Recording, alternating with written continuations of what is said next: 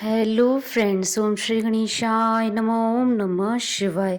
आप सभी का स्वागत है आपके अपने यूट्यूब चैनल पर। फ्रेंड्स, आज हम आपको इस वीडियो में बताने जा रहे हैं कार्तिक मास की मासिक शिवरात्रि का शुभ मुहूर्त, पूजा विधि, महत्व, नियम और कार्तिक मास की शिवरात्रि की पौराणिक व्रत कथा और मासिक शिवरात्रि के दिन किए जाने वाले उपायों के बारे में। फ्रेंड्स, वीडियो शुरू करने से पहले आपसे रिक्वेस्ट है, अगर आप हमारे चैनल पर नए हैं और आपने अभी तक चैनल को सब्सक्राइब नहीं किया है तो प्लीज़ सब्सक्राइब कीजिएगा चैनल को, साथ ही प्रेस कीजिएगा बेल आइकन को, जिससे नए वीडियोस रिलेटेड नोटिफिकेशन आपको तुरंत प्राप्त हो सके।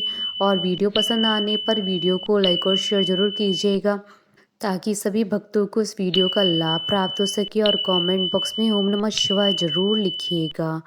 हिंदू पंचांग के अनुसार प्रत्येक माह की कृष्ण पक्ष की चतुर्दशी तिथि को शिवरात्रि का व्रत किया जाता है। इस बार कार्तिक मास की चतुर्दशी का शिवरात्रि व्रत 23 अक्टूबर 2022 यानी दिवाली से एक दिन पहले किया जाएगा। यह दिन भगवान भोलेनाथ को अति प्रिय होता है। इस बार मासिक शिवरात्रि पर दुर्लभ संयोग बन रहा है। इस दिन भगवान शंकर की पूजा करने से विशेष लाभ प्राप्त होगा। इस दिन पूजा करने से शिव परिवार के साथ साथ माता लक्ष्मी की भी कृपा प्राप्त होगी। शिवरात्रि का दिन भगवान शिव जी को प्रसन्न करने के लिए बहुत ही विशेष माना जाता है। इस दिन भगवान शिव और माता पार्वती जी की पूजा का विशेष महत्व होता है। मान्यता है कि इस व्रत को करने से भक्तों के सभी कष्ट दूर होते हैं और जीवन में सुख समृद्धि का वास होता है। इस दिन भगवान शिव जी की पूजा करने से वे अपने भक्तों पर अपार कृपा बरसाते हैं। पौराणिक मान्यताओं के अनुसार भगवान शिव इस दिन शिवलिंग के रूप में प्रकट हुए थे, जिसके बाद सर्वप्रथम ब्रह्मा जी और श्री हरि विष्णु जी ने उनका पूजन किया था। इसी उपलक्ष्य में प्रति मास कृष्ण पक्ष की चतुर्दशी तिथि को शिवरात्रि यानी शिव जी की रात्रि के रूप में मनाया जाता है। इस दिन शिव भक्त व्रत करते हैं और अपने आराध्य देव को प्रसन्न करने के लिए विधि विधान के साथ उनकी पूजा करते हैं। फ्रेंड्स, अब आइए जानते हैं कार्तिक मास की मासिक शिवरात्रि के शुभ मुहूर्त के बारे में। हिंदू पंचांग के अनुसार इस बार कार्तिक मास की मासिक शिवरात्रि 23 अक्टूबर 2022 रविवार के दिन है। कार्तिक कृष्ण चतुर्दशी तिथि प्रारंभ होगी 23 अक्टूबर 2022 को शाम 6:03 पर और कार्तिक कृष्ण चतुर्दशी तिथि का समापन होगा 24 अक्टूबर 2022 को शाम 5:27 पर। निशीता काल पूजन का समय रहेगा रात्रि 11:40 से रात्रि 12:31 तक। कुल अवधि 51 मिनट है। फ्रेंड्स, अब आइए जानते हैं मासिक शिवरात्रि की पूजन विधि और नियमों के बारे में। कृष्ण पक्ष की चतुर्दशी तिथि को प्रातः काल जल्दी उठकर स्नान आदि करने के पश्चात स्वच्छ वस्त्र धारण करें। अपने घर के मंदिर की साफ सफाई करके गंगा जल छिड़के। इसके बाद भगवान शिव जी के समक्ष धूप दीप प्रज्वलित करें। यदि आपके घर में शिवलिंग है तो शिवलिंग का अभिषेक करें। इसके बाद शिव जी की प्रिय चीजें श्वेत पुष्प, फल, बेल पत्र, धतूरा, बांग आदि चीजें अर्पित करें। इस दिन किसी शिव मंदिर में जाकर भगवान शिव सहित पूरे शिव परिवार का पूजन करें और शिव जी का रुद्राभिषेक करें। पूजा पूर्ण होने के बाद शिव जी की आरती करें। शिव जी को प्रसन्न करने के लिए शिव मंत्रों का जाप करें और शिव चालीसा का पाठ करें। इस दिन रात्रि में जागरण कर पूजन करने का बहुत महत्व माना गया है। रात्रि में जागकर शिव जी का पूजन करें और भजन कीर्तन करते हुए रात्रि व्यतीत करें। अगले दिन प्रातः उठकर स्नान आदि करने के पश्चात पूजन करें और अपने व्रत का पारण करें। मासिक शिवरात्रि पर नियमों का पालन करना बहुत ही आवश्यक होता है। इस दिन अपनी इंद्रियों पर नियंत्रण रखें और ब्रह्मचर्य का पालन करें। इस दिन क्रोध न करें, केवल शांत मन से पूजन करें और किसी के लिए अपशब्द न कहें। इस दिन भूलकर भी किसी तामसिक चीज या फिर मांस मदिरा का सेवन न करें। भगवान शिव पशुपति नाथ कहलाते हैं। इस दिन भूलकर भी किसी पशु पक्षी और बेजुबान जानवर को न सताएं। फ्रेंड्स, अब आइए जानते हैं मासिक शिवरात्रि के दिन किए जाने वाले उपायों के बारे में। बिजनेस में सफलता के लिए मासिक शिवरात्रि के दिन शिव चालीसा का पाठ करना चाहिए।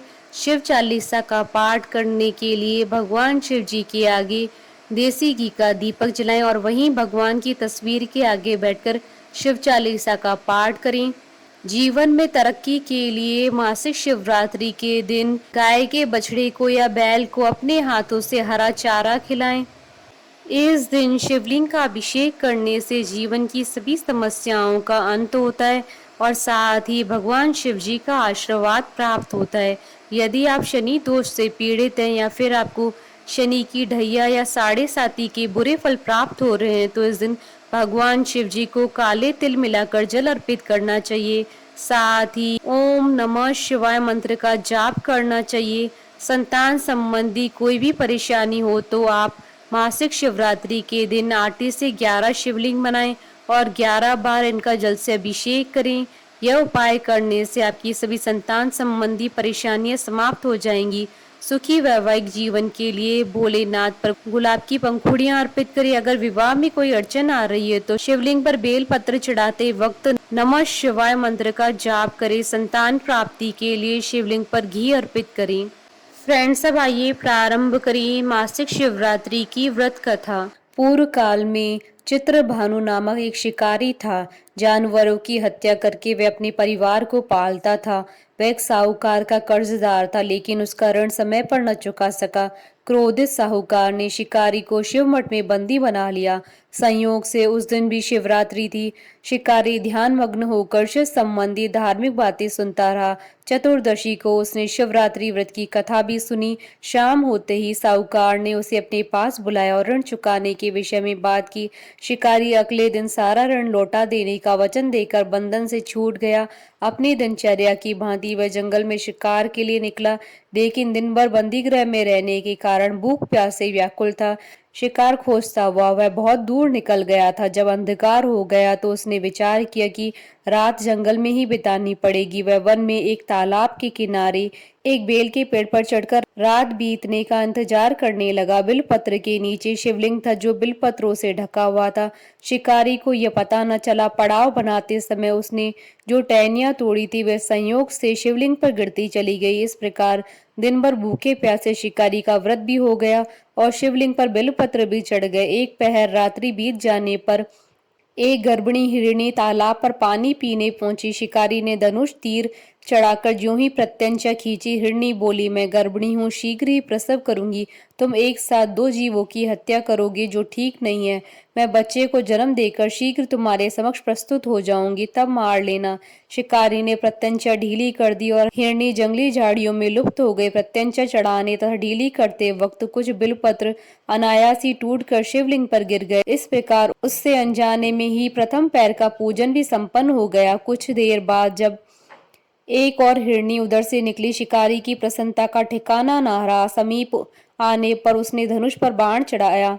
तब उसे देख हिरणी ने विनम्रता पूर्वक निवेदन किया, हे शिकारी, मैं थोड़ी देर पहले ऋतु से निवृत्त हुई हूँ, कामातुर विहरणी हूँ, अपने प्रिय की खोज में भटक रही हूँ। मैं अपने पति से मिलकर शीघ्र ही तुम्हारे पास आ जाऊंगी। शिकारी ने उसे भी जाने दिया। 2 बार शिकार खोकर उसका माथा ठनका। वह चिंता में पड़ गया। रात्रि का आखिरी पैर भी बीत रहा था। इस बार भी धनुष से लगकर कुछ बेलपत्र शिवलिंग पर जा गिरे तथा दूसरे पैर की पूजा भी संपन्न हो गई। तभी एक अन्य हिरणी अपने बच्चों के साथ उधर से निकली। शिकारी के लिए यह स्वर्णिम अवसर था। उसने धनुष पर तीर चढ़ाने में देर न लगाई। वह तीर छोड़ने ही वाला था कि हिरणी बोली, हे शिकारी, मैं इन बच्चों को इनके पिता के हवाले करके लौट आऊंगी। इस समय मुझे मत मारो। शिकारी हंसा और बोला, सामने आए शिकार को छोड़ दूं? मैं ऐसा मूर्ख नहीं हूं। इससे पहले मैं 2 बार अपना शिकार खो चुका हूं। मेरे बच्चे भूख प्यास से व्यग्र हो रहे हैं। उत्तर में हिरणी ने फिर कहा, जैसे तुम्हें अपने बच्चों की ममता सता रही है, ठीक वैसे मुझे भी है। हे शिकारी, मेरा विश्वास करो, मैं इन्हें इनके पिता के पास छोड़कर तुरंत लौटने की प्रतिज्ञा करती हूँ। हिरणी का दुख भरा स्वर सुनकर शिकारी को उस पर दया आ गई। उसने उस मृगी को भी जाने दिया। शिकार के अभाव में तथा भूख प्यास से व्याकुल शिकारी अनजाने में ही बेलपत्र के वृक्ष पर बैठा बेलपत्र तोड़ तोड़कर नीचे फेंकता जा रहा था। पांव फटने को हो गई और एक एक हष्ट पुष्ट मृग उसी रास्ते पर आ गया। शिकारी ने सोच लिया कि इसका ही शिकार वह अवश्य करेगा। शिकारी की 3 प्रत्यंचा देख मृग विनीत स्वर में बोला, हे शिकारी, यदि तुमने मुझसे पूर्व आने वाली 3 मृगियों तथा छोटे छोटे बच्चों को मार डाला है तो मुझे भी मारने में विलंब न करो, ताकि मुझे उनके वियोग में एक क्षण भी दुख न सहना पड़े। मैं उन हिरनियों का पति हूँ, यदि तुमने उन्हें जीवन दान दिया है तो मुझे भी कुछ क्षण का जीवन देने की कृपा करो। मैं उनसे मिलकर तुम्हारे समक्ष उपस्थित हो जाऊंगा। मृग की बात सुनते ही शिकारी के सामने पूरी रात का घटनाक्रम घूम गया। उसने सारी कथा मृग को सुना दी। तब मृग ने कहा, मेरी तीनों पत्नियां जिस प्रकार प्रतिज्ञाबद्ध होकर गई हैं, मेरी मृत्यु से अपने धर्म का पालन नहीं कर पाएंगी। अतः जैसे तुमने उन्हें विश्वास पात्र मानकर छोड़ा, वैसे ही मुझे भी जाने दो। मैं उन सबके साथ तुम्हारे सामने शीघ्र उपस्थित होता हूँ।